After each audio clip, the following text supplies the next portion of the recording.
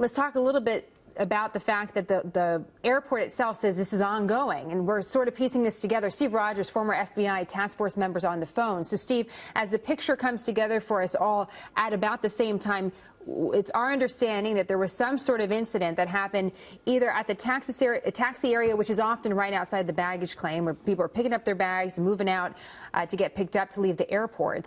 We only know from our affiliate that the shooter has been contained, but what that means exactly, we don't know. We don't know the extent of injuries. What is the priority for law enforcement right now? Well, right now, they have shut down those terminals. There's no one going to be leaving that terminal at all, or any of those areas at all, until everyone is checked out by the police. I can tell you right now that they're probably concerned about maybe other suspects. They want to make sure that there's not just one shooter contained. If there are other people involved, they're going to look for them. And very, very important right now is the video footage that they are probably looking at now as we're speaking, to see what went on, how it went on, how this thing came down. We're talking about the baggage area. We don't know if something was put on one of those conveyor belts, if something came off the aircraft. So it's so soon to assume anything, but I'll tell you this. The police got that whole place tightened up. No one's going to be coming or going out of those terminals. And it's unfortunate in this day and age that every time something like this happens, we have to inquire about the prospects of terrorism. We know that terrorists have attacked airports in Turkey, for instance, and you have to wonder whether that's part of the plan here. Well, you're absolutely right. And look, and not only myself, but many people in the intelligence community have said for many, many months, it's not a matter of if, it's a matter of when. And whether it be a terrorist connected with an international connection or a homegrown terrorist, terrorism is terrorism. Now, saying that, we're beginning to realize, because we've seen this happen in malls, we've seen this happen in airports, that we're going to have to change our rules of engagement regarding law enforcement. There has to be a tremendous high visibility of uniformed officers in all of these public places. These are soft targets. You know, we hear time and again, well, we don't have the money to put police personnel and dogs here or there. We're going to have to do it. It's either going to be we're going to spend money or we're going to spend lives.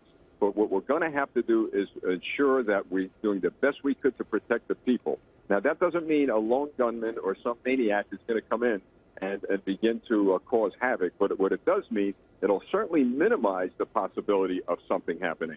Yeah. So we're going to have to change the rules of engagement.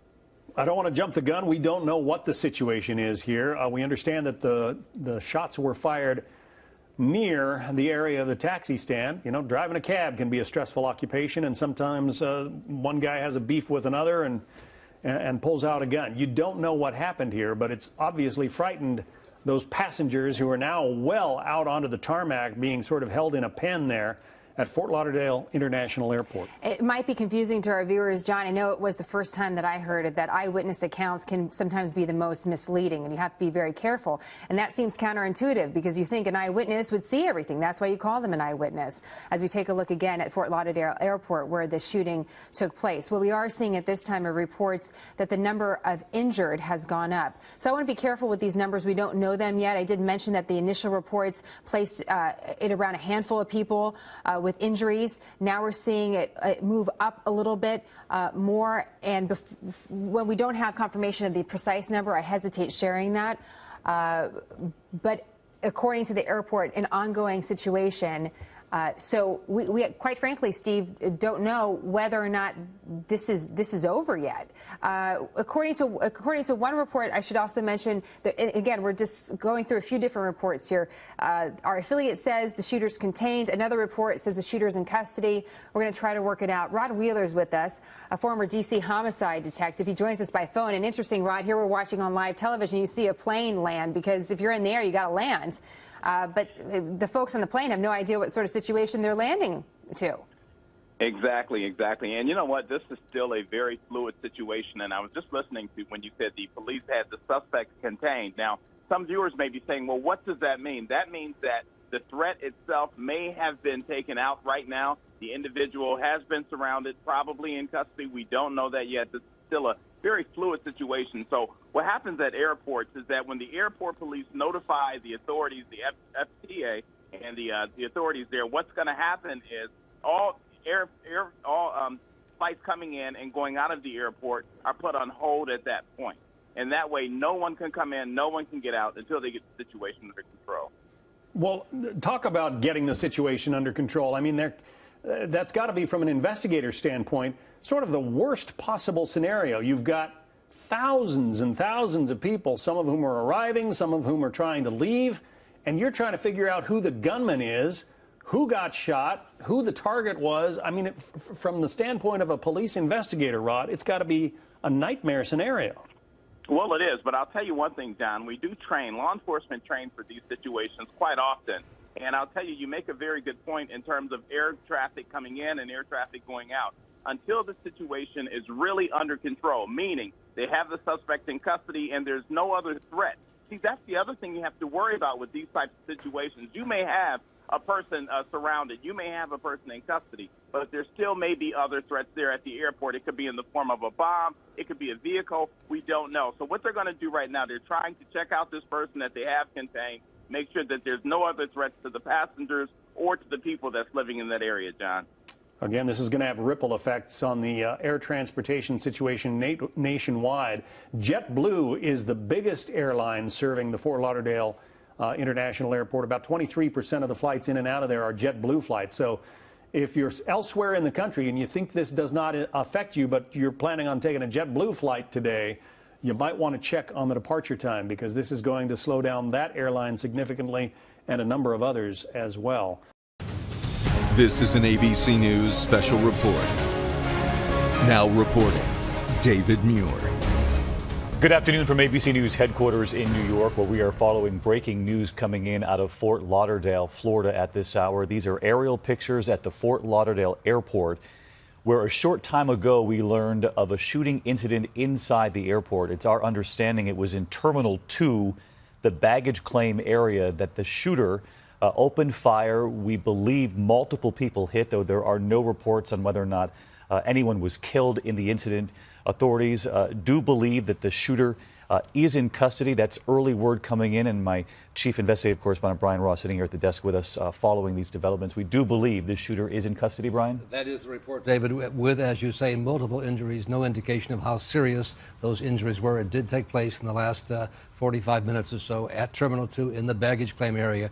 This is a particularly busy time of the year for the Fort Lauderdale Airport, with the great weather down there and the cold weather in the northeast. And for those of you just joining us, you're looking at aerial pictures there of the Fort Lauderdale airport. The airport, in fact, tweeting that there is an ongoing incident in Terminal 2.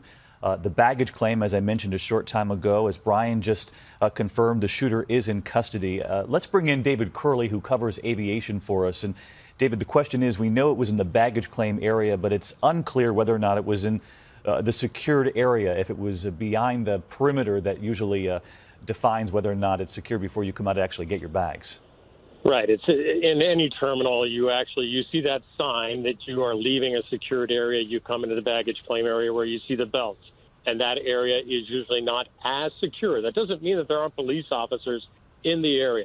And these terminals at Fort Lauderdale are kind of between the runways, and they're 2 is one of the larger terminals that they have there in Fort Lauderdale. So there could have been a number of people who were collecting bags there as well, David. And we see the people actually congregating there, it would look like, next to the plane on one of the jet bridges. Just look at the sheer number of people there, not to mention what the scene must be like inside the airport. I want to bring in Pierre Thomas, our senior justice correspondent, who's also following developments as they come in. Pierre, what have you learned? Well, I've been on the phone with senior Homeland Security officials. They're trying to get additional information from the airport. FBI officials also are checking in to get a handle on exactly what this is. Again, with the shooter supposedly, or a suspect, in custody, that will move things forward pretty quickly. But again, law enforcement at the federal level are very interested in what is happening there. Again, so much concern about the holiday season, and Homeland Security has been concerned, along with the FBI, issuing bulletins that there was concern through the holidays, through Martin Luther King holiday, and also the inauguration. So that is one reason why the federal authorities are so interested in what's going on there. We now believe, Pierre, thank you for that there were 9 people injured at the airport. And again, for those of you just tuning in, there is an ongoing incident. Terminal 2 baggage claim, says the airport. That's the tweet that they sent out, though it's now believed the shooter is in custody at the Fort Lauderdale airport. But as I said, multiple people actually hit by the shooter. Pierre Thomas reporting just moments ago that federal authorities are now actively investigating clearly who this person was, and the fact that they are in custody is going to help move that investigation along more quickly than perhaps we typically see in a situation like this. And you're looking at live aerial pictures, Brian. You can only imagine the people on the tarmac there, the concern they have. That's right, David. And it's standard operating procedure to evacuate the terminal to make sure there isn't a second or a third person who might be connected to the person they now have in custody who's being described as a shooter, motive unknown. But we should point out, Brian, that at this point, no information leading us to believe there was more than that one particular shooter, though that is an immediate question they will ask. That's right. Again, 9 people believed to have been shot at the Fort Lauderdale airport this afternoon. It is unclear the extent of their injuries. If anyone perhaps died in this incident, they have not confirmed that yet. They will only say 9 injuries reported after a shooting there at Terminal 2 in the baggage claim area.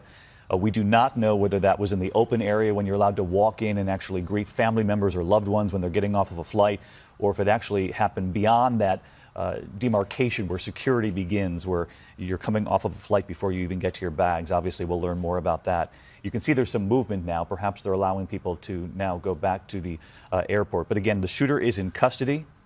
Multiple people shot. Fort Lauderdale. 9 is the number they're giving us right now, and we'll continue to stay on this story. You can follow it all afternoon at abcnews.com, and of course we'll have team coverage tonight on World News Tonight. Until then, good day.